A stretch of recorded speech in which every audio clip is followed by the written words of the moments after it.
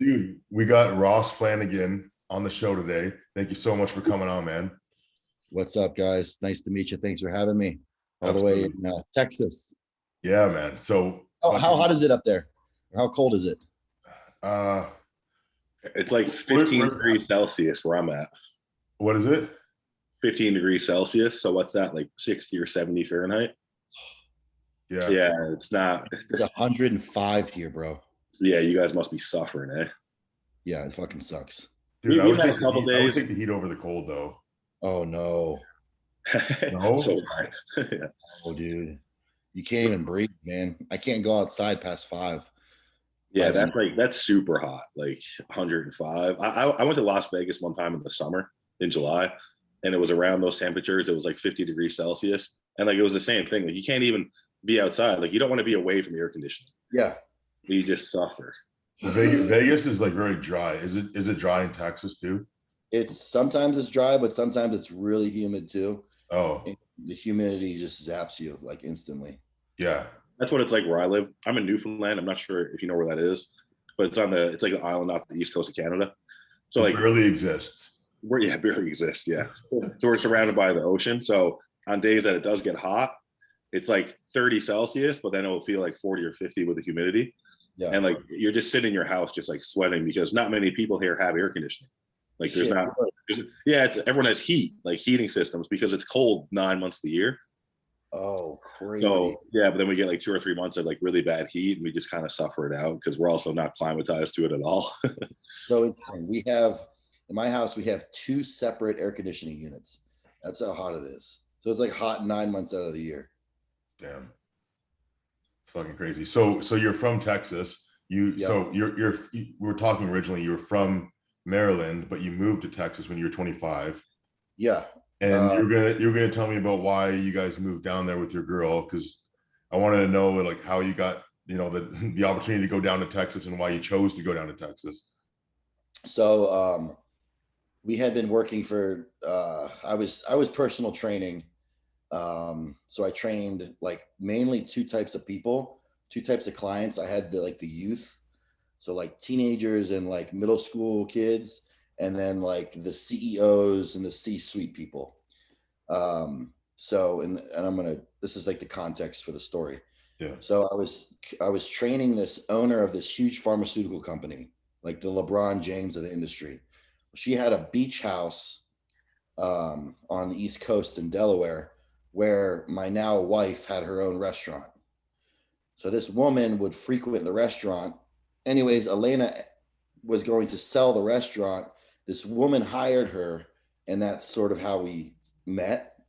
And at around that same time, this woman hired me to be her personal assistant. So I'd train her in the morning and then, assist her in her day-to-day stuff. Anyways, we ended up, my now wife, then girlfriend, we started dating. The boss didn't like it, fired us both. And we were like, dude, what the fuck? What do we do now? Holy shit. And then this time here, this pinnacle, my wife started to bake for me. And I have a bunch of digestion issues. Like I can barely eat any food, like chicken, steak, rice, turkey, fruit. That's it. Everything else. So Elena started making these really special muffins for me, and I like got addicted to them and started giving them to these kids that I trained, and they fucking loved them. So what was in the muffins? Sweet potatoes, oats, flaxseed, agave, blueberries, cinnamon, and like egg whites. So all things that I could eat at the time. Gotcha. And those kids that age, they're not eating oatmeal and they're not eating sweet potatoes and they're not eating any of that shit. But they loved them. They were like knocking on our door for them. And at that time, we were like, okay, if these kids love these muffins, let's fucking do something with it. And then we just started researching place to move that had like what we wanted to live like, and economy and taxes and stuff like that. So we picked Austin, packed our car up, sold everything, moved in we decided in a week. We're like, we're going to Austin. Fuck it. We'll figure out what we're going to do then. We'll figure out what we're going to do there when we get there. long story short, Elena, my wife, opened up a bakery, the Gaines Bakery, there. And, after a year, we were a full restaurant. So we do, now the cafe does, made to order lunch, breakfast, dinner, and then we do meal prep and we do baked goods. And about 2 years ago, we were doing sauces too under Gaines Bakery. And then we split up all of our businesses. So now we have Gaines Bakery, which is the local restaurant. We had the Flavour Gang, which is what you guys are probably familiar with. And then we have our coaching business, which is coached by Gaines. So that's like our three sort of main incomes now. Yeah, cool. Does your wife compete as well? No, she does not. She's active, she's fit, she likes to work out, but she's addicted to work and never leaves the fucking restaurant. So Well, that's what I was going to ask. Because I mean, you're a pro bodybuilder now, running 3 businesses. Like I have a coaching business, do some personal training with that. Like I know how busy I am, so I'm just like, man, like how's this guy doing everything? I'm fortunate. I've built up all 3 businesses so that I don't have to really do anything. Like I haven't worked in a cafe in 2 years. I don't do anything with the Flavour Gang other than create stuff, like create recipes and products and marketing. And we have a full staff that takes care of all that stuff. So really my day-to-day job is just coaching and bodybuilding, which is my dream job. So that's the ideal situation. Yeah. So that's the ideal situation, right? You got some multiple revenue streams going on, but you're just focusing on like your clients and yourself, which is obviously the optimal for bodybuilding. I can live a very nice lifestyle with just my coaching. All the other stuff is just extra shit. So yeah, but I mean, like you had to put in a lot of groundwork, right? 5 years. Yeah, exactly. So you busted ass to get it to the point where it's at, where it's kind of running itself, like along with your life, obviously. And one thing I was telling my buddy, for 5 years I was doing bodybuilding at the bare minimum. Like I only had 45 minutes to work out because I would have 12-hour kitchen shifts. So I'd wake up at 4 a.m, do my cardio, and then do a kitchen shift from 6 to 6, and then go to the gym for literally like 45 minutes, and then go to bed and repeat. So I was able to turn pro doing that. So that's why I'm so excited about, my setup now I can literally focus on what I want to do every day, all day. And, that's crazy. Can you talk to us a little bit about your pro debut? How much did you weigh on stage? First of all, how tall are you? I'm 5'8". 5'8". How much do you weigh right now, and how much did you weigh at your show? Today I weighed in at 263. Still pretty fucking lean. I think we stopped weighing in around 235. Okay. But did you look at any pictures for my pro debut or? Yeah, I was going through all this yesterday. Like 100%. Yeah, we've been creeping. To Rob, and I was like, we need to get the story of the pro debut. Like, yeah. Okay, so this is actually, I'm going to pause it and then I'll refer back to Morgan, what Robin and I were talking about before you came on. Sure. So we were talking about weed, and I was telling him about this strain of THC called Delta 8. So typical marijuana that's like legal or illegal that we smoke, the edibles are called Delta 9. Well, there's one lower called Delta 8. It still gets you fucked up, still gets you high, but it's really good for sleep. So, and it's legal here in Texas. So I every night I take Delta 8 to go to bed. Sorry. Well, the night of the pro debut, and I don't know if you were following me up to that, but I was looking perfect. Like we were set up for a perfect pro debut. Like I was shredded, I was full, it was so easy. I was healthy, like the blood work was amazing. Just everything was just checked off. I just want to jump in real quick. We did predictions for that show, and I had you in my top 5. Yeah, I thought I was gonna. I knew I could. I wasn't gonna beat Blessing. I knew I'd never beat Justin, even if he was in shape. But I thought I could have been at least 4th or 3rd if I had peaked and showed up. Yeah. So this is so ironic. So the night of the show, we didn't have to do any diuretics, nothing crazy. Like my homeostasis, I was telling Dom, my coach, my homeostasis for 8 weeks was just like 2% body fat, like shredded. I was just maintaining that, and it was easy. So we ended up taking a shot of vodka just to like a little dry out and make me go to sleep. And we cheersed, and we took it on video. Cheers to the best prep we've ever done, pro debut, blah blah blah blah blah. Well, after I took that shot, I took a Delta 9 edible, and those are the ones that fuck your brain up. Those are the ones that you like trip balls off. Okay. I didn't even think about it. I usually take Delta 8s. But what happened was I like blacked out. My brain was super like hyper crazy, but my body was passed out. So like in the middle of the night, I woke up, I was sitting in the bed with like my head slumped, and I was just like panicking. And I was like thinking to myself, like, dude, I just ruined this because I'm not sleeping. I'm panicking. Ended up passing out again. And then my wife had the last flight from Texas to Indy.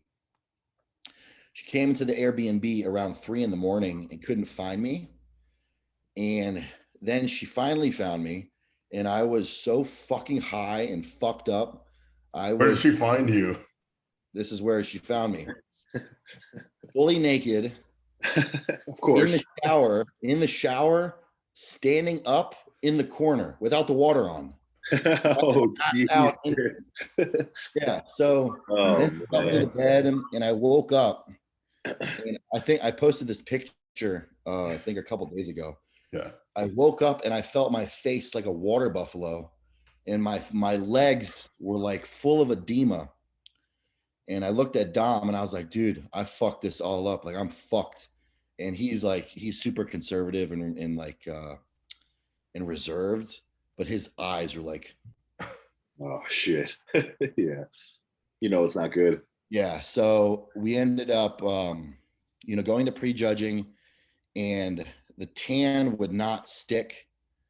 I was just sweating like all the cortisol had dropped, and then adrenaline spiked up. And every time I posed, like all that water that I retained over the night was just spilling everywhere. Like I never sweat on stage because I'm always in shape, and I always pose, and I don't have blood sugar issues. My posing trunks were soaked. Like you could see on stage, I looked like I had this film of water. I just you could tell something happened because, like you said, like following you leading up, and like seeing the pictures that were being posted on like Bodybuilders Without Borders, whatever. Like you were looking sliced to death. And then when I saw prejudging, like sometimes like guys are just full of shit and they come in off and they have stories of why they came in off.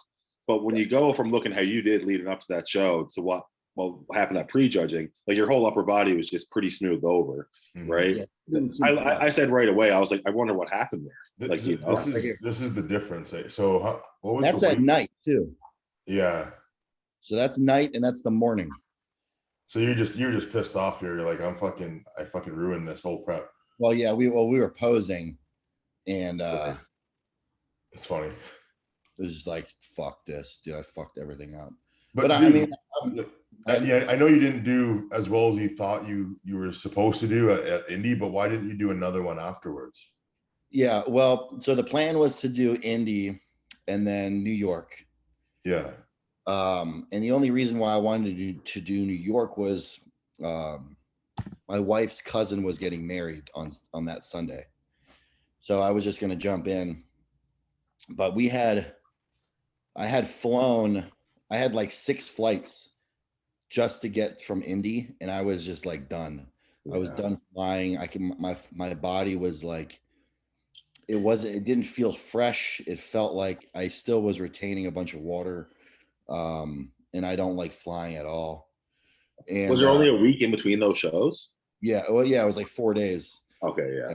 Yeah.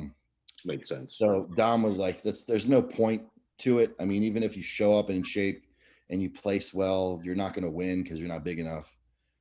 And I was kind of bummed because I didn't get to display all that hard work. But I think we made the right call because now I'm like destroying this rebound.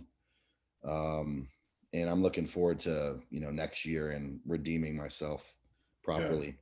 Yeah, you're looking crazy right now, man. Yeah. Yeah, like you can see you're obviously you're working on your upper body a lot. It seems like Yep. it's. I mean, that's what you need to focus on, but it seems like you're making improvements there. Yep. For Yeah. sure. Huge improvements, man. Yeah, for sure. So now you're up to 260. Do you have a plan of when you want to compete again next? Yeah, I want to do Tampa in August, next August, and then Dallas Pro, which is like 2 hours north. Yeah. The week after that. I think that's enough time to get a nice solid, health phase, and then a long off season into a prep. So I like to do really long preps. It's like really, really slow and low, so there's no stress. Like 25-week preps. That's what I like to do. Yeah, I saw you said that your prep for Indy was like 24 weeks or something like that. Yeah. Yep. Yeah. Why do you like to do them that long? I just think it's so easy. I like to be in prep already, and instead of having to do a bunch of cardio in 16 weeks, you can do like half of the cardio in double the amount. I just think it's more safe.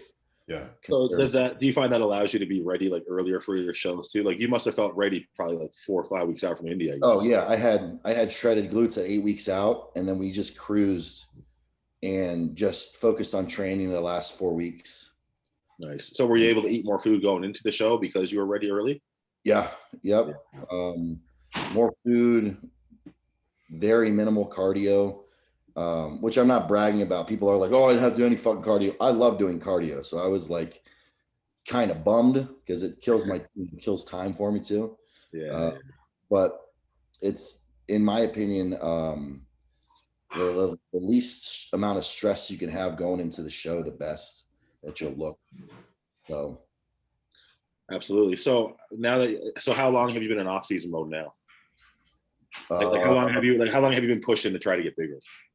Literally off of probably I didn't start gaining weight after the rebound until 3 weeks, I think, after the show. Like I was maintaining 235, 238, just to control metabolism a little bit. Yeah. So probably at least six weeks or so since May. Wow. Big improvement in 6 weeks. So so now, like, obviously you're lower body dominant. I don't need to tell you that. So how are you approaching your training? I'm really interested in this because I'm similar to you. I'm pretty lower body dominant. I got work to do on my upper body. So I'm curious to know like how you're approaching your training week to week now that you're grown and obviously focusing on bringing your upper body to become more proportionate with your legs, right? Yeah. Well, I actually suffered some nerve damage in my radial nerve on my left tricep, which Dom actually pulled me out of prep for 3 weeks in the middle of all this because it was just atrophying so bad. Holy shit. It's like I had erectile dysfunction in my arm. Like every time I'd bench or do an elbow extension, it would just give out. Jeez. So you know how that injury happened? I have 3 theories. Like 3 things happened at once. I had something with my neck happen where I couldn't turn. I pulled my tricep on a deadlift, and then a long story, but I ended up injecting some gear into my left tricep, which I never do. And I think that may have been like the icing on the cake. So when you did that, were you just looking for like a new site to inject, basically just trying to spread out your injections? Is that why you did that? Well, my gear was fucked. Okay. So I was inflaming everywhere I did it. So I was like, I was thinking to myself, is my blood all fucked up? Is my body fucked up? Or is the gear all fucked up? So the only fresh place I had was my tricep. Tried it. And then I went to the gym and I was like, dude, something's not fucking right here. Yeah. But I actually ended up curing it with 1 session of dry needling. Have you ever done that? Yeah, I have done it. Yeah. It's fucking amazing. It's changed my life. Sorry, what'd you say? I missed that. Had nerve damage in my left arm and fixed it with dry needling. Okay, dry needling. Yeah. 1 session, she put a pin in, and I literally felt my whole arm just like, whoop, and I almost cried in the bed. I was like, this is insane. Yeah. So back to the question. I've always been like anti-logbook. Until this off season. I was like, I have to, if I'm going to go all in on bodybuilding, I got to know what the fuck I'm doing in the gym. I just can't be like intuitive and go off feel. I want to track numbers and I want to get stronger on my upper body. So tracking weights, tracking, logging everything, especially my upper body, doing less volume, I guess, heavier weight, less reps for my upper body, and then doing like 2 chest days, which I've never done before, and an arm day, which I don't do. Now I do. And then we'll do just left arm stuff a couple of days of the week just try to like match the left arm a little bit up. So you're still trying to bring that up, eh? Yeah. It's like 80-90% there. But like I only do unilateral motions for that reason. Like I don't really do any like straight bar stuff or machine stuff. It's all, unilateral, so I can strengthen up that left arm. But I'm really happy with the progress and the strength. I'm PRing every workout, and I don't feel like the weakest bodybuilder in the IFBB anymore. So what does your week look like then? Like your week of training? How do you break that all up? It's a little confusing. Before this rebound, it was like a set split. So I'd always have like the same days, same off days, but Dom wants me to do a lot more volume. So it's a 3 on 1 off split. 3 on 1 off. So that's like an 8-day split. So every day. Yeah. So tomorrow it'll be delts and then legs and I think then chest A and then off and then like back and chest B and then arms and then off and repeat. Cool, yeah. So you're hitting legs like once every 8 days. Yeah, which I want to hit legs every 4 days because I fucking love it. But he's like, you don't need to grow your legs. No, so I agree with him. Your legs are absolutely wacky, man. It's insane. Yeah. But I'm kind of doing something really similar to that now. Like I even had shortly ago, I was even splitting up quads and hams. And then I was just like, what am I doing? Like my shoulders need work. My back needs work. Like I need to be giving the extra attention to these days. Right. But it's just something about leg day that is so much more gratifying than the other workouts. Like, just surviving each and every leg day is just like a victory. Makes you feel pretty damn good. Right. Yeah. It's like I hate, we hate to use the word battle, but it's like literally a battle going in there. Like, I don't want to do this. It's going to fucking kill me, but I need to get it done and I'm going to be victorious. Yeah, like exactly. Like going from exercise to exercise for me is a battle on leg day because I'll be like, okay, you know what? Today I'll do hamstring curls instead of RDLs. But as soon as I have that like weak thought in my head, I'm like, you got to do RDLs, you fucking pussy. like now you have to do it. Right. I'm the fucking way. Oh, I will skip cardio today and I'll just go for a walk. And then I like wake up and I'm like, no, bitch, get on the fucking bike, do some bike sprints, fucking work hard. Yeah. I think that's what a lot of people, I mean, not professional bodybuilders, because we all kind of have a similar mindset, but I think like Gen Pop and just like fitness people in general have a hard time with that concept of like, because it seems in fitness to me, like people are constantly trying to find ways to make things easier. Like, you know what I mean?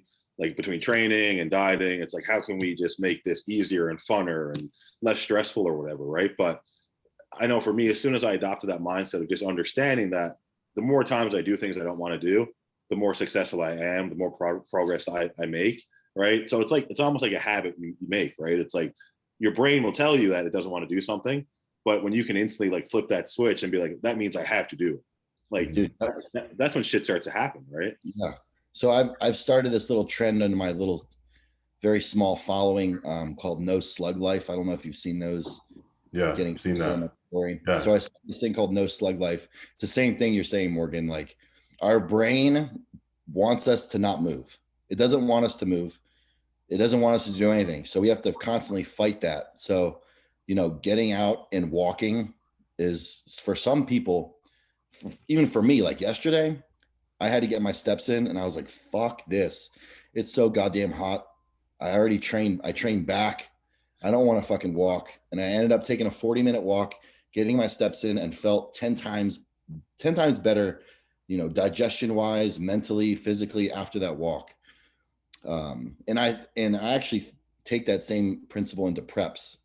And my preps literally are, you know, when people are saying like, oh, how do you feel? Oh, you must be in prep. Oh, prep brain. Like, I never get that. I don't get that again, or I used to back in the day. But if you keep your brain and body occupied all day long, I don't think you ever get that feeling. Yeah, I agree with you. Yeah, I agree. I think, I know for me personally, I feel like you might be the same, Ross. It's like you probably struggle more with downtime when you do anything. So remember when I was saying we didn't have to do a lot of cardio? Yeah. That was my struggle. I was like, I need to do cardio. What am I going to do? I have an extra 45 minutes in the morning. The fuck am I going to do? It's having that routine too that I find is so beneficial on prep. Like everything is like down to the like 45 minutes. Like you said, like that's part of your day. It's every day. If it's not part of your day, you need to fill it with something, because otherwise that 45 minutes can be a waste and you won't feel good about that. It's going to kind of set off some negative tones to your day. So yeah. I always try to frame it like, you know, instead of thinking about what am I going to get from this, it's who am I becoming from this. So that helps me make the right choice on, like, because we're going to have those back and forth sometimes in our mind. We're going to have a little battle in our mind, like, should I, you know, push myself hard right now, or should I back off a little bit right now? So that helps me. It's like, who am I going to become from doing this? Yep. So yeah, prep just puts your brain in this mode of like productivity, right? And it really, it can kind of fuck with you. And that's why I think people struggle coming off of shows, because in a prep, like everything you do is so purposeful. Like you're working towards this like one task. And when people lose that and they have like kind of this free time, it can, I think that's what depresses people, right? It's like kind of losing a purpose for a period of time. Yeah. And that's why I think you know, you can see my rebound is pretty good right now. And the simple fact is, I told Dom, is I don't want to be out of prep. You know, I want to stay in that same routine of cardio in the morning, my meals, my training, because and I'm sure we'll talk about this, but when you're in prep, and I know a lot of people experience this, especially myself, business skyrockets because you're just in a different mode. Yeah. And when you're not in prep, you become that slug. Like the brain is sluggish, your body is sluggish, you become depressed, you don't feel like doing shit.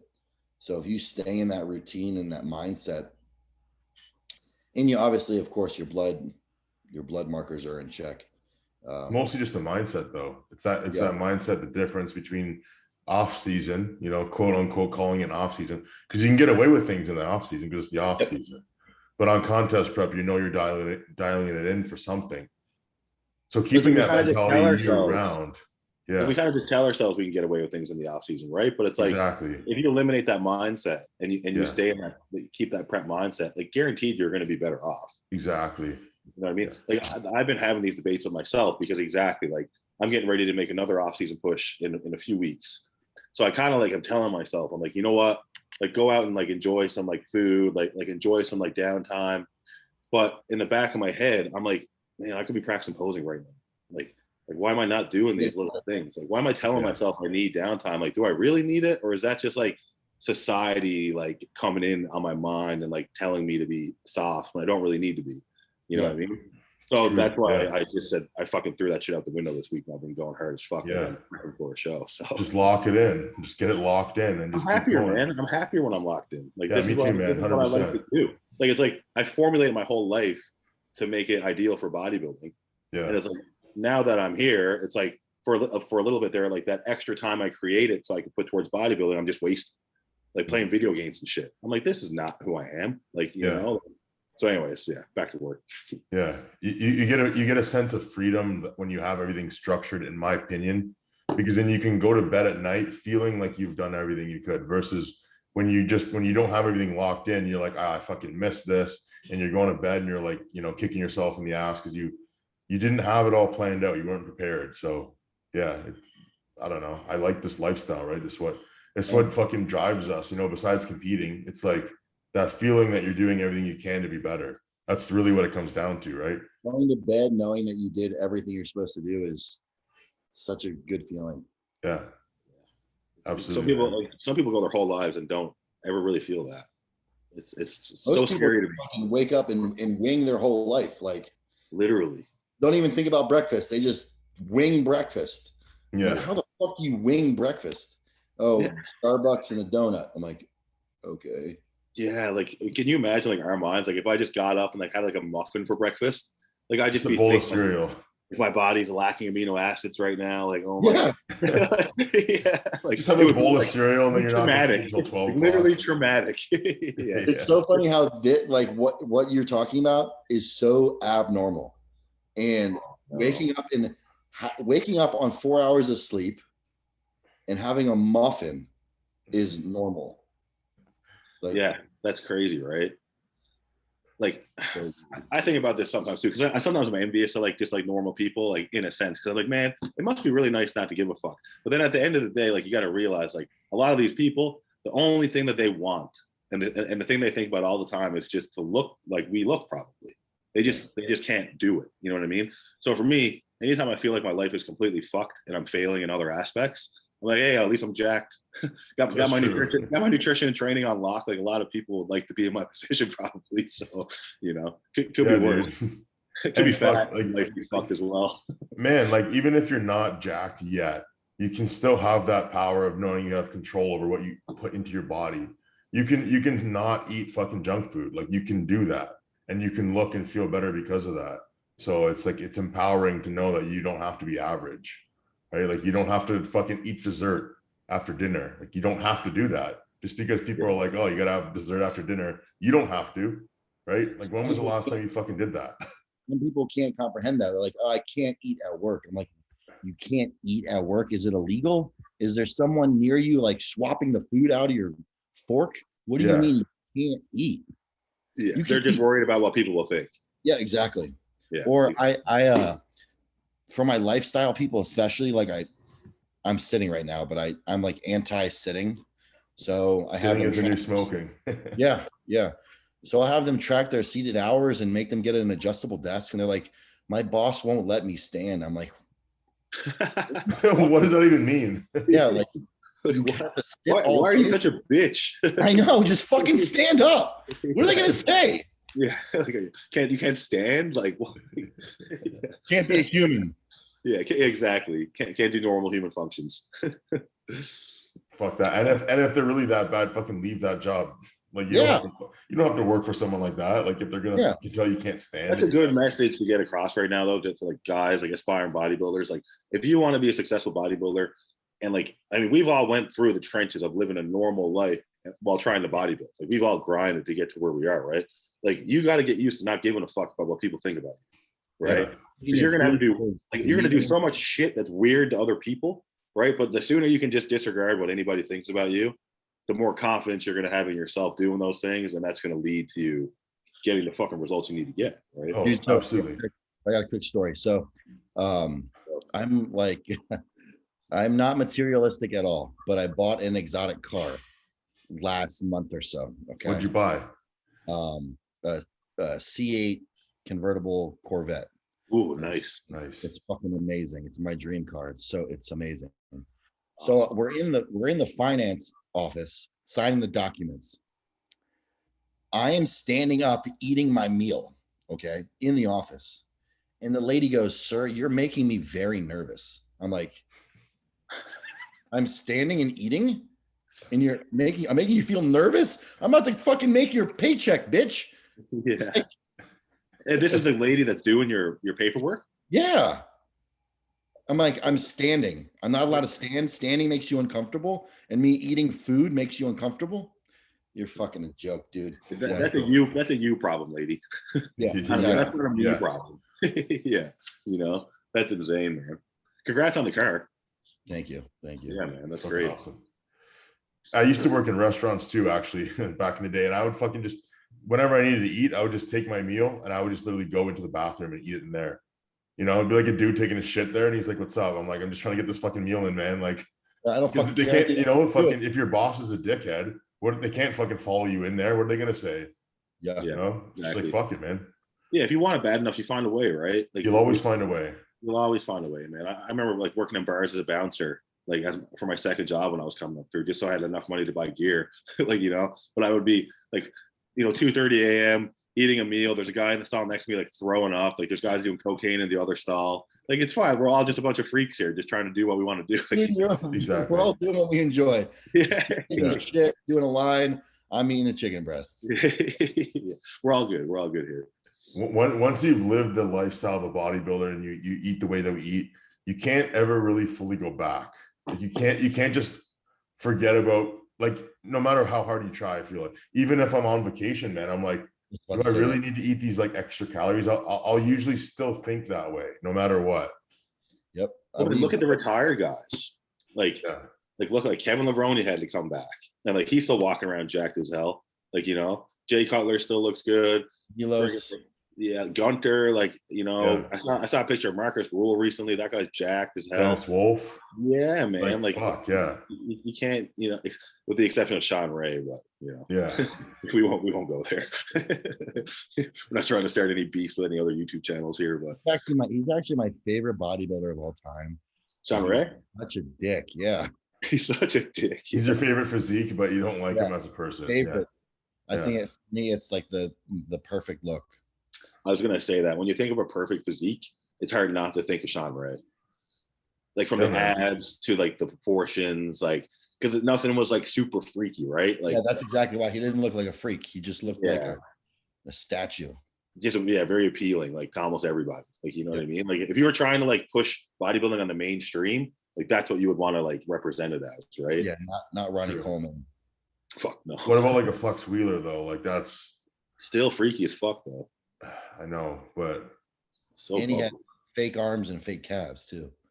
Yeah, that's true. Yeah. I guess that's the secret. Hey, well, you know, no rules in bodybuilding, I guess. Yeah. So I'm just curious about, so the THC, what, so say it again, what the difference is between these two. I think it's, so they're Delta 9 there's molecules, and then Delta 8 is just like one less. Yeah. And I think it's something, I can obviously be super wrong, but I believe that from the Delta 9 to the Delta 8, something psychoactive is removed. So is it like CBD? Like is that something different altogether? No, this is still THC. Yeah, yes. You can smoke it, just like a blunt, like the flower. Is it like synthetic, like marijuana or something like that? No. They curious. I'm a big weed guy. Like I've been smoking weed every day for a long time. Isn't it legal? Isn't it legal in Canada? Recently it's legal, and we don't even know about that. So that's kind of strange, you know. So Delta 8 is better for sleep. Delta 9 like usually fucks with your brain. Like that. So Delta 9, like the more common stuff, like that people would smoke like to get high, like kind of thing. That's what we're getting at the dispensary. Yeah, we're getting the Delta 9. Yeah. Okay, cool. But we can't, I don't think we can just go and buy Delta 8. Like, I don't think we can go. We have a million fucking dispensaries here, Ross. Like every corner has two of them. I'm not even kidding. So like, but when we go in there, we don't have an option. There's no Delta 9, Delta 8. It's just. Oh, okay. Right. It's just different strains of weed. Like, you know, you'll have like your indicas, sativas, hybrids, and then you'll have like gummies and stuff like that. So what I think happened to Ross, based off my own weed experience, is that Ross obviously wasn't used to Delta 9, which is like the stuff that we use. And I'm telling you right now, man, like if you're someone who doesn't like really smoke weed or like Delta 9, and you take an edible, of all things, like they can seriously fuck you up. Oh yeah. Dude. Like I've had friends like literally like you wouldn't even know them. Like they have like psychedelic experiences on this stuff because it's so strong in your body if you don't have a tolerance to it.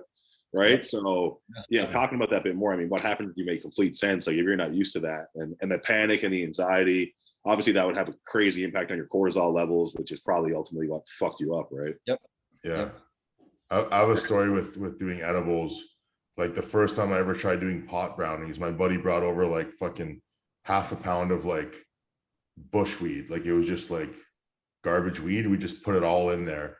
We baked it. We had a little piece each. 2 hours later, we didn't feel anything. So we ate the whole batch. 2 hours or 3 hours after that, my buddy was like full on tripping. Yeah. I look over at the clock and I see the clock change. And I'm like, hey, the clock changed. And he just like lost it. He's like, no, it can't be true. Don't tell me this. And he like started panicking. He had to like go home. He's like fucking like basically crawling down the sidewalk. Like it was like a nightmare for him. And I'm just like, holy fuck. And I felt so shitty. I know how you felt the next day, because when after that, those pot brownies, when I woke up the next day, my heart rate was still extremely high. And the whole day I had no appetite. I felt like shit. Like I was like falling asleep all day. It was just like, oh my God, when is this gonna end? It was like it didn't even go away until the following day after that. It was like fucking 48 hours later. Yeah, my heart rate was like dun dun dun dun dun dun dun dun dun. Yeah, like it will not slow down. Yeah. Cool. Yeah, because I know like with like edibles, like the way your body like metabolizes it is much different than smoking it. So that's why people get like these like psychedelic experiences with edibles as opposed to smoking it, right? Because like if you just take a puff of a joint or something, you know, and also when you smoke, it's a lot easier to control how much you take in. Whereas like once that edible is in your body and it's in such like a pure form, oh yeah, man, it's just like it's crazy. Even me, like I smoke a fair amount of weed, but when I take an edible, it's a completely different thing. Like I feel like I smoke weed every night. I do I'll do Delta 8, a gummy or a tea, drink tea, and then do 1 or 2 hits of just regular weed. That's my routine. Right. Well, I didn't do that. I took an edible with some vodka.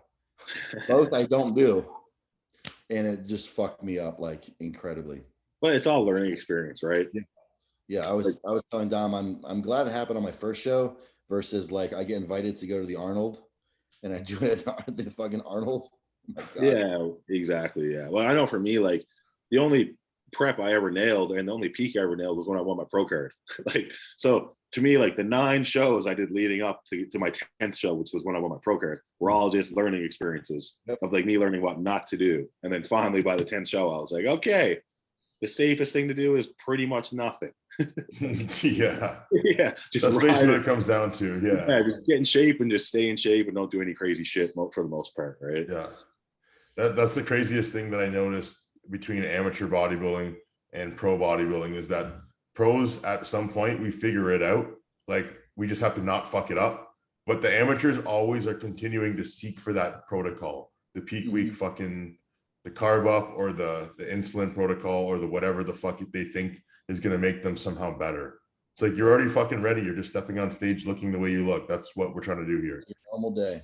Yeah. You know what? It's almost like that with everything, right? When you're coming up through like even like training, like drugs, especially like, you know, you're coming up, you're looking for that new drug or whatever, like, you know, new crazy way of eating or dieting that's going to take you to the next level. And I mean, we all get those questions, right? Like, hey, what can I take like for this and that? And then the more experience you get, like you just kind of realize like these things just kind of have to be in place. Like, and it's the work that does it and the consistency. Like, you know what I mean? There's no secret. And that's like almost the luxury of, I think, of being a pro. Like that's how I feel now. I feel more confident in how I'm doing things now than ever. Because obviously what I, you know, have been doing has gotten me where I am. So there's no reason why I should stop working as long as I just keep putting the work in, right?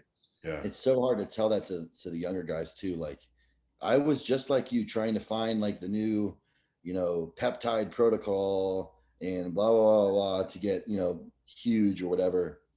Doesn't work. Trust me. Just do the right things for 5 years.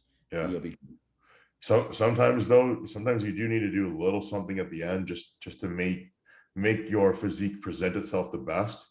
Because when I did my last show, like my experience wasn't quite as bad as yours, Ross, but I did not peak properly for prejudging, and I really my physique did not look good at all. So my placing was really terrible in prejudging, and then it was like I had a really good placing at finals after correcting that, but then in the end it still wasn't very good. So it's like sometimes you do have to do something, and then you have to make sure that in that moment when you walk on stages when you look your best, that's where it gets a little confusing and can be hard. And I think it does really help to have somebody there in person. But that's just me, you know, because it's been hard for me to peak myself. You usually coach yourself? Usually, yeah. It doesn't now. You're with Dorian. I'm working with Dorian Hamilton now, but we haven't done a show together yet. So we're doing an off season, and then we'll be competing next year. But for the most part, I've always kind of, except for when I turned pro, I had a coach there with me. But other than that, I've always just done it myself, which I find is getting harder to do because I'm like putting more and more pressure on myself as I'm like, okay, I'm going to fucking turn 30 and I still haven't won a pro show. Like, this is bullshit, you know? So I'm just like, and I don't really want to have that pressure on myself. I just want to let someone take care of it and be like, okay, whatever the fucking outcome is, you know, it's like, at least I did what I needed to do. And not like, oh, if I had done one thing differently, like it's my fault. Like, I don't want to really carry around that. Not to say it's the coach's fault either, but I just want to be able to relax near the end instead of fucking being like so hyper focused on what else I can do or not do. It's like, I almost can't breathe. You guys ever feel like that? Like, if you breathe, you're going to like fuck up your peak, you know? Not really, but like, you're just nervous about ruining it. Sometimes I feel that like about my glutes, like Don would be like, okay, I need you to have, 2 burgers tonight. And I'm like, shit, I'm going to lose my striations tomorrow. Yeah. Never happens though. Never happens. Yeah. Exactly. Just in your mind. I need to have a coach because, like, I mean, going into my last show, we talked about this a bunch of times on the podcast, but I had to have cheat meals like every second or third day to keep my weight up because I'd been in prep for 26 weeks, had to do a couple of regional shows to qualify for nationals. And I really needed that to keep size, or else I would have been wasting away muscle, just like how fast my metabolism was and everything. But without my coach, I would have never had the confidence to make those calls, to like go to Burger King, get 2 double Whoppers and fries, and then a day later do it again. Like, because that's just so foreign in your mind, right? But when you have someone that you trust, that has the experience, it's been around for a long time, you have a lot more confidence in them making those calls, right? Yeah. And then also, if you fuck up, you can blame it on them, which is great. Exactly. Just kidding. you got that outside eye, and as long as you can trust that person, it's a game changer, I think. So how long have you been working with Dom? For 4 years, man. Shit. Wow. So since you've been competing for how many years? 2018, 2016. 2016 was my first show, I think. Wow. So yeah, that's pretty good, man. You turned pro in 2021 or 2022? 20, I think. 2020 you turned pro? Yeah, 2020. Shit, bro. 4 years. Not bad. Yeah, I did. And then so in 2018, I finished second at North Americans, which I had thought I won, but if I had won, I wouldn't have been ready anyways. And then the year after that, I finished third at nationals, and then turned pro the next year, 2020. 2020, cool. Nice. So I wanted to kind of just switch gears a little bit and talk to you about the process of creating flavors for your company. So for Flavour Gang, like how do you decide? I want to just know like what the process is of making a new flavor, because I have no idea where you'd even start. Oh, making a new flavor. It's much like creating a song.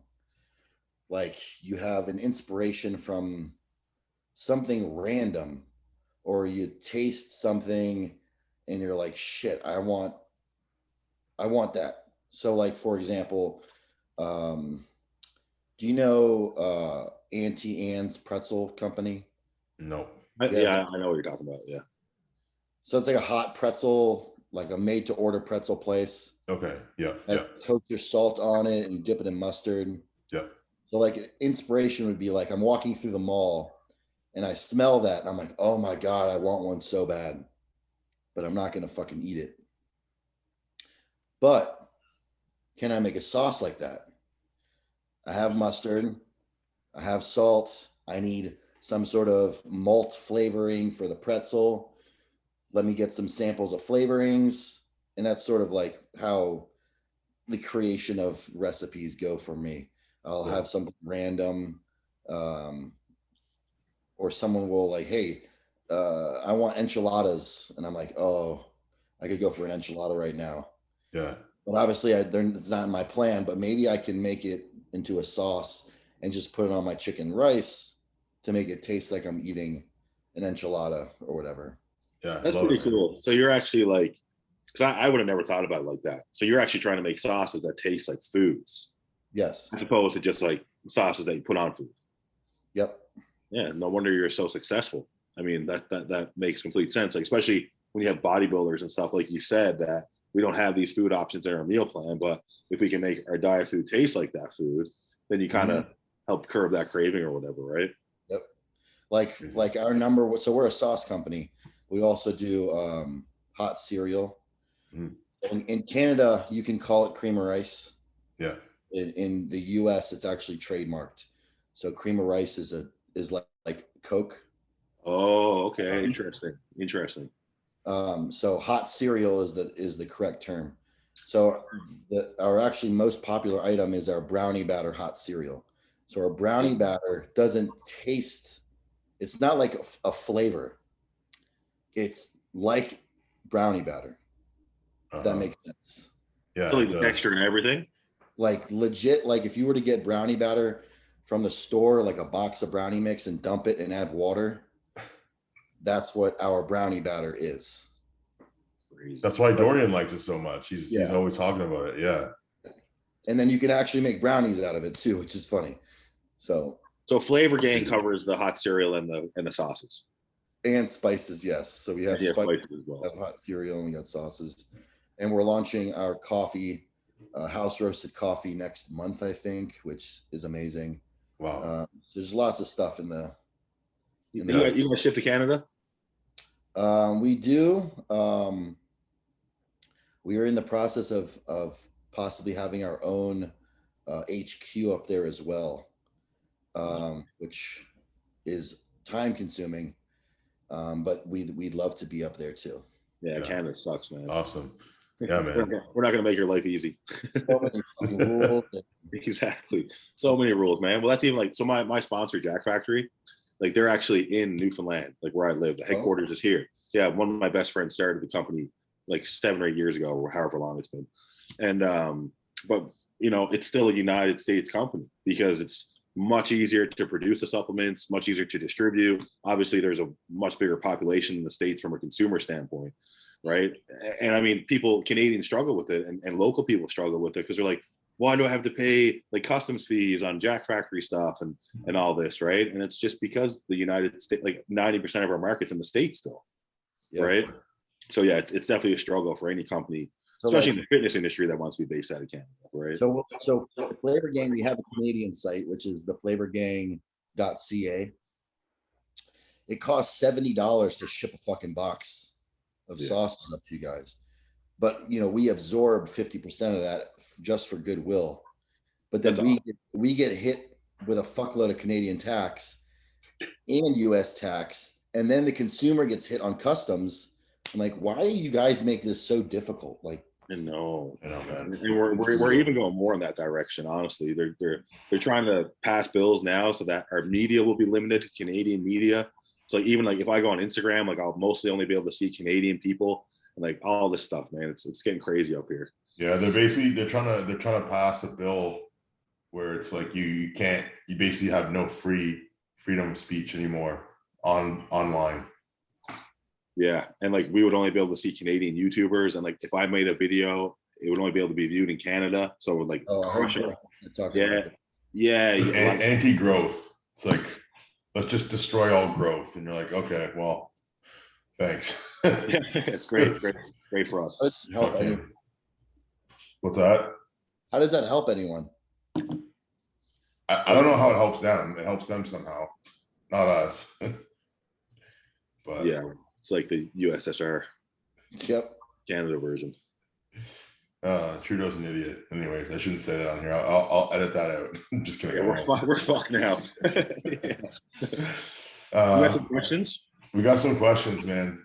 Some of them are kind of fucked up. Let's get into these fucked up ones. Let me start with some of mine.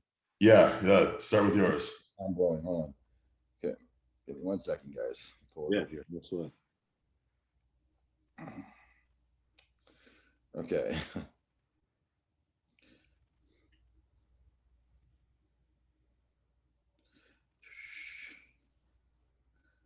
Oh shit, where is it? What's your website, Ross? For which one? For Flavour Gang. The Canadian one or the US one? Either one. I think it's theflavorgang.com. Yeah. Cool. Actually, you guys start. Listeners can check out theflavorgang.com. Yeah, we'll put that in the description. Yeah, for sure. Use code Big Mo. Take more money, more problems. Don't actually do that, guys. No code. You won't get a discount. You won't get shit. Yeah. You get a I'll be getting messages, man, your code's not working. Yeah. Maybe I deleted this picture. Hold on. You guys can start. Let me try to find this. Okay. Do your gay followers bother you, or do they make you feel uncomfortable? That's the first one. Who wants to start?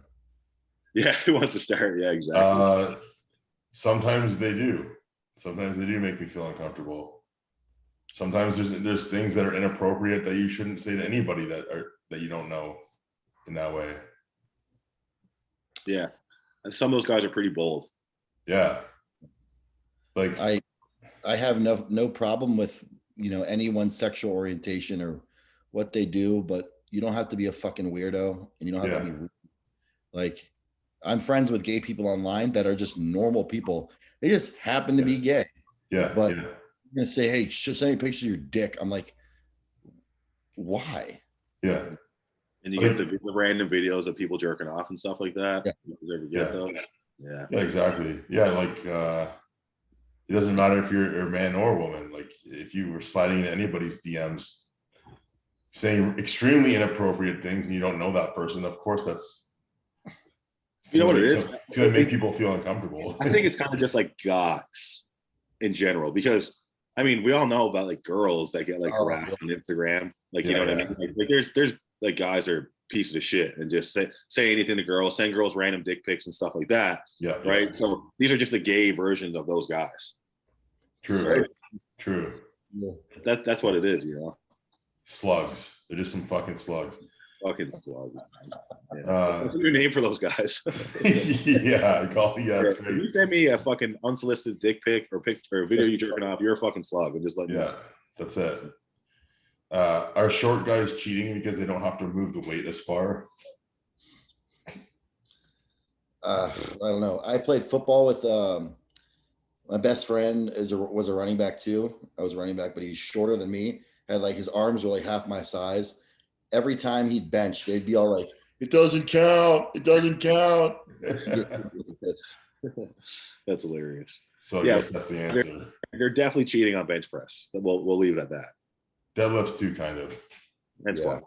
And squats. So pretty much cheating in everything. Yeah, fucking cheaters. What are the 3 most important habits to be a successful entrepreneur? Oh. It's all you, Ross. We're trying to figure it out. I'll probably say confidence, creativity, and discipline. Fuck. It's good. Yeah. Cool. I don't have anything to add to that. You, Mo? No, dude, I'm still trying to figure out how to be successful. So I'm taking notes. Yeah. I definitely got nothing to add. Okay, let's see. Well, this one, it says, bodybuilding seems like a very expensive lifestyle. How are you able to maintain it? Make more money. God damn it. Yeah, that's always been the goal. It's like, if it's something that you want, you have to pay for it. My best friend and I always talk about this. There's so many ways to make money in this world. You just have to do it. Like, if you're broke, it is all your fault. So yeah. Especially with these things, man. Like, you can do so much with those fucking things. There's so many people making millions of dollars a year off their phone. Yep. Right. You just got to figure it out. You got to put the effort in to figuring out what it is you're going to do. That takes time. And then you got to start, have a plan. You got to execute. Exactly. I'm going to show my butthole on OnlyFans, make $1 million. Listen, the plan. That works for you. I'm not going to knock anyone who makes $1 million off their butthole. Dude, $1 million is $1 million to me. Yeah, 100%. Right. How do you manage work-life balance?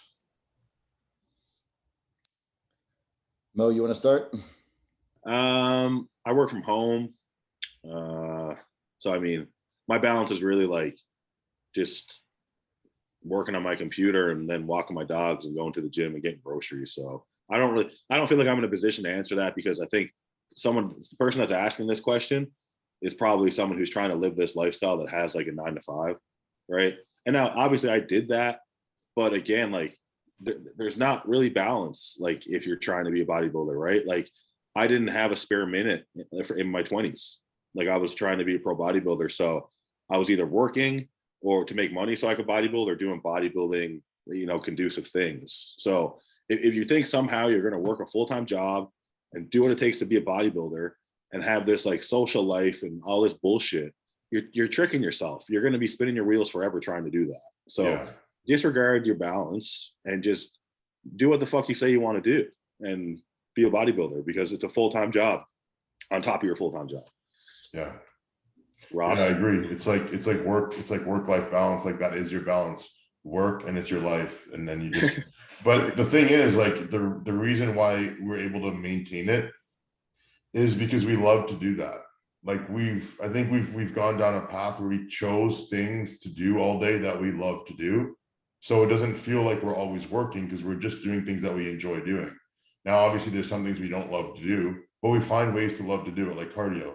Just find like ways to enjoy so that you have that time that's productive. You feel good about it, because if you are someone who works a job that you don't love, you have to realize that's temporary. Like when I was working in restaurants, I'm sure you felt the same way, Ross. Like the goal is not to stay here. The goal, this is just a means to an end. I have to work these 12-hour days until I can hire someone to do that work for me.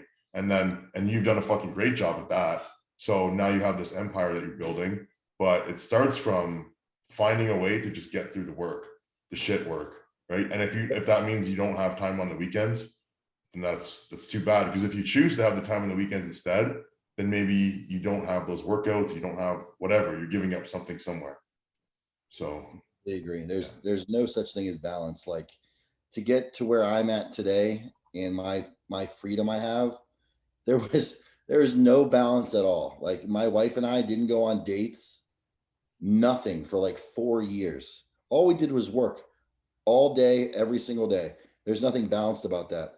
But we did that because we knew that we had to do that in order to get to where we want to be, 5-10 years down the road, where if we want to just go on vacation just randomly, we can do that and we can have that freedom.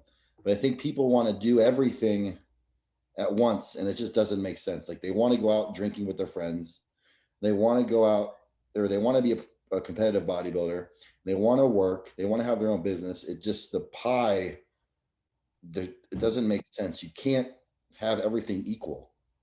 Yeah, exactly. People try to spread themselves out so thin, and then they just end up staying in the same spot forever. Right? Like exactly what you said. You got to understand, like there's phases of your life where you're going to have to work maybe every day for 5 years, but then once you get to where you want to be, you can start like prioritizing your time a little better, right? But like going back to like, like for us, like I know for me, like bodybuilding stuff is never hard, like because I love it. Like even the shit I don't want to do, there's nothing, while I'm doing it, there's nothing else I'd rather be doing. Like, you know what I mean? It's like, I don't want to do fucking cardio today, but while I'm doing it, I know that there's nothing else I'd rather be doing, because if I skip that cardio session, I'd just be beating myself up about it. I'd be fucking depressed. Yeah. Right. When that becomes your mindset, then the rest is kind of easy. Yeah, that's true, man. I think about that like near the end of prep, when you start feeling like it's almost like you don't want to go to the gym anymore near the end of prep. You're really like burnt out. You've been training so much. I'm like, but what else would I be doing? Sitting at home and thinking about sitting at home, or like working a job that I don't like. So this is fucking awesome. I just try to be grateful for that. Yeah. You got any questions, Ross? The one I remember it. I had it saved, but I don't know. I may be deleted, but I remember it. You guys ready for this question? Yes. No. Okay. And I want the most detailed answers. Okay. All right. Someone actually asked this: ground chicken or ground turkey? That's the entire question. No context, nothing. Go ahead. Who wants to answer that? Ground chicken or ground turkey? Ground turkey. Ground Because turkey. I already eat chicken breast. So I always buy ground turkey, but I bought ground chicken by accident. And I was like, oh damn, because now I have chicken breast and ground chicken. So it's the same thing. I like to switch out my protein sources. So I like having ground turkey, chicken breast, and beef and eggs. So ground turkey, because I would assume if I'm going to buy ground turkey, it's going to be extra lean ground turkey. So I think I'm going to get more turkey breast in there than I would chicken breast if I got the ground chicken. Because from what I've heard from butcher friends is that ground chicken is a lot of other shit, not just chicken breast. Now, I mean, I'm sure you can get ground chicken breast. That might be a thing. But again, I'm over here in Newfoundland. Okay. Like not a lot of options. Okay. Well, I'll give you a little hack here, guys. So at our restaurant, we do everything in-house. Same with Flavour Gang. Everything is done by hand. So we'll take chicken breasts and grind it ourselves into ground chicken, which we'll make into burgers. And it's amazing. That's like a diet hack. Again, prep if you want lettuce wrap burgers, just amazing. But that sounds like heaven, man. You can get a grinder off Amazon for like $79. Just drop it in, comes out. You can do the same thing with beef too. So ground the chicken breast and then make burgers out of it. So what do you add to make the burgers? Like you add eggs and stuff? No. Just make them into patties, eh?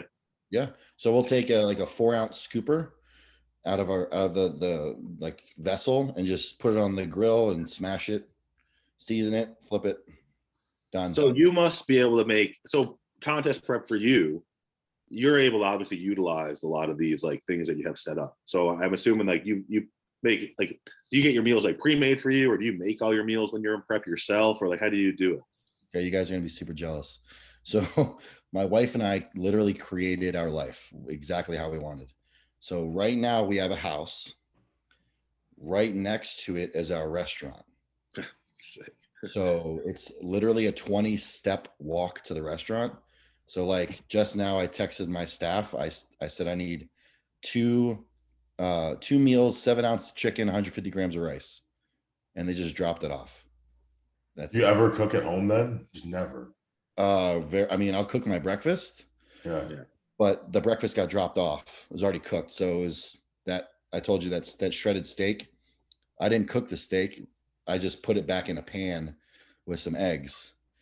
But no, I rarely take I don't think I've gone to the grocery store and like went from grocery shopping to meal prep in like 3 years. Holy shit. This guy is just changed the game. Locked it in. Man. I'm created like exactly how we want to live.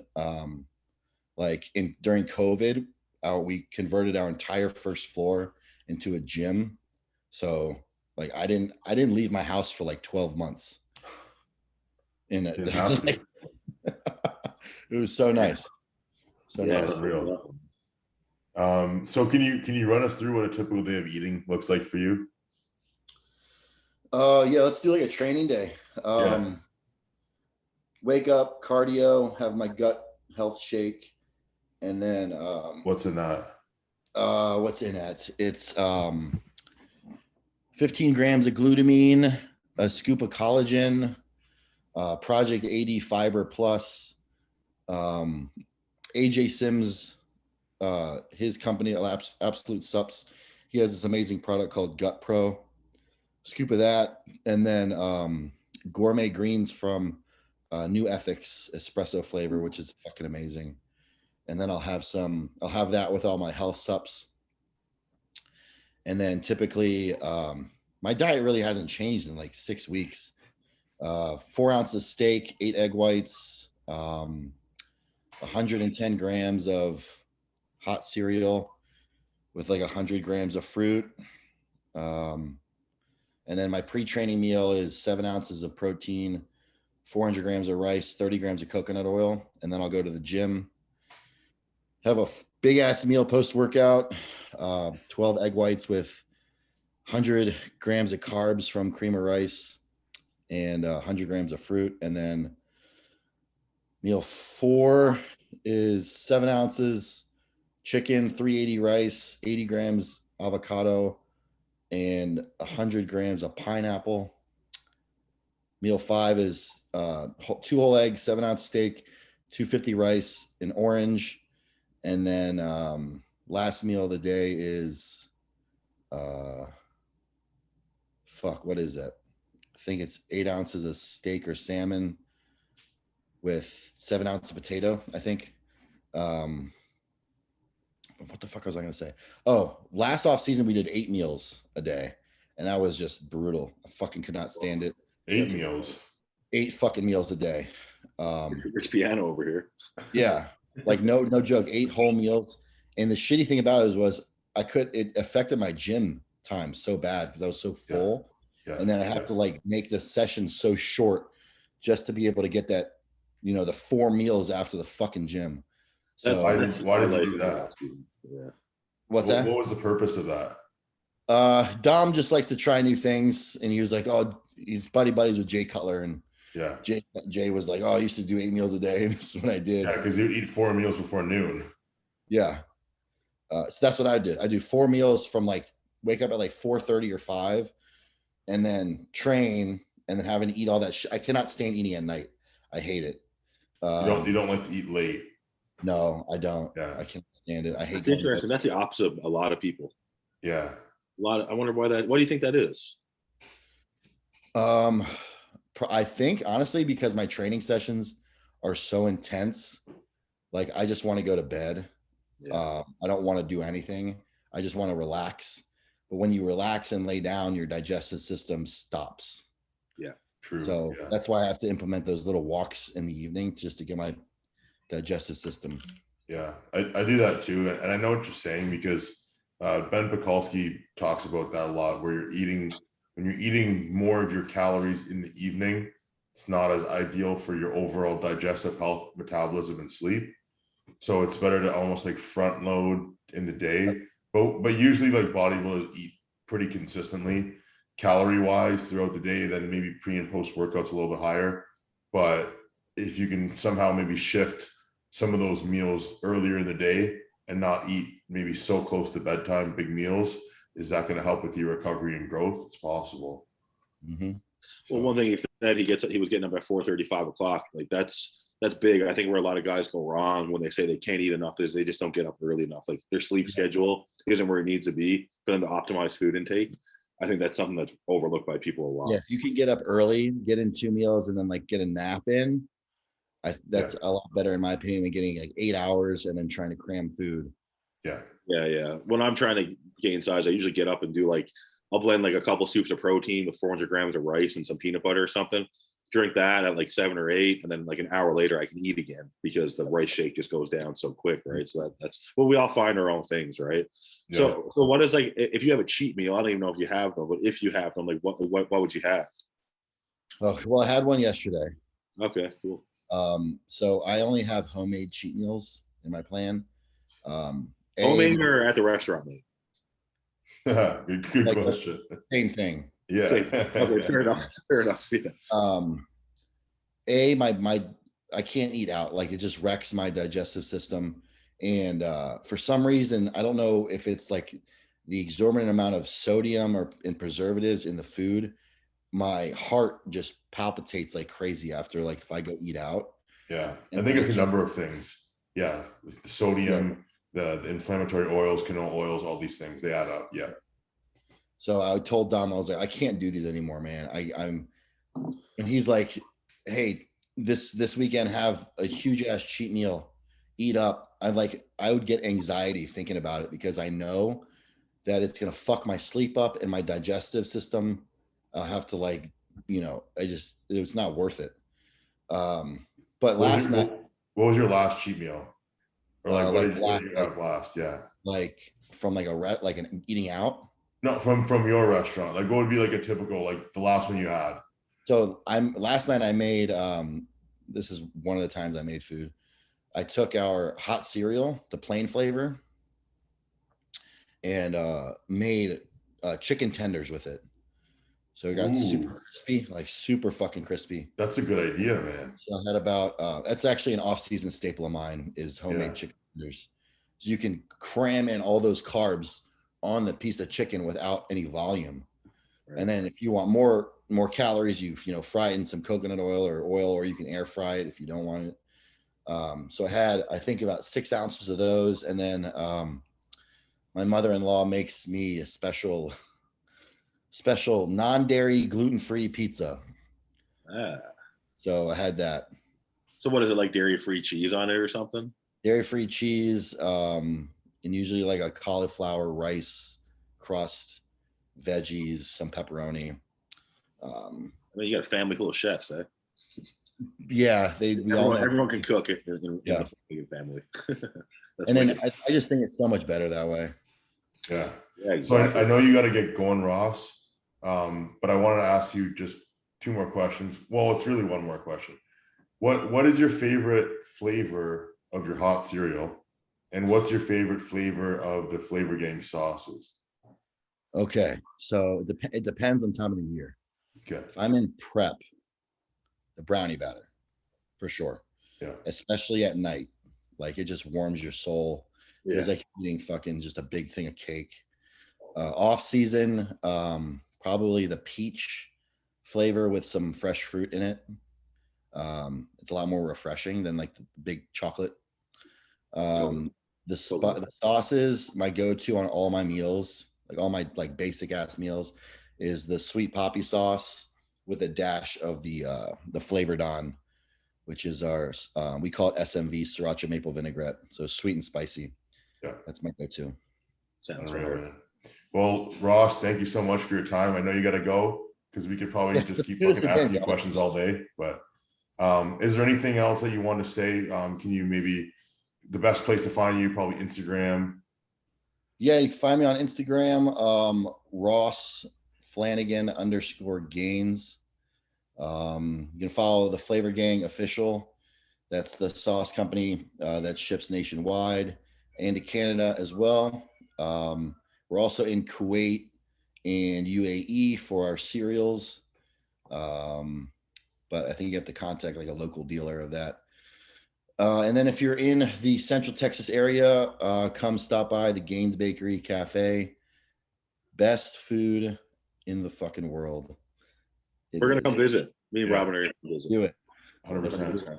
We'll come train for a week and eat at the Gaines Bakery. We'll train. I train at this gym called Factory Gym. It's amazing. We'll train legs and back there and come pig out at the Gaines Bakery. Fuck yeah. Sounds amazing, man. And we got to get some of those Slug Life shirts. Yeah. Yeah. All right, cool. Thanks so much, Ross. All right, guys. Make sure you subscribe, follow Ross, follow us. We'll see you guys next week. Peace. You guys.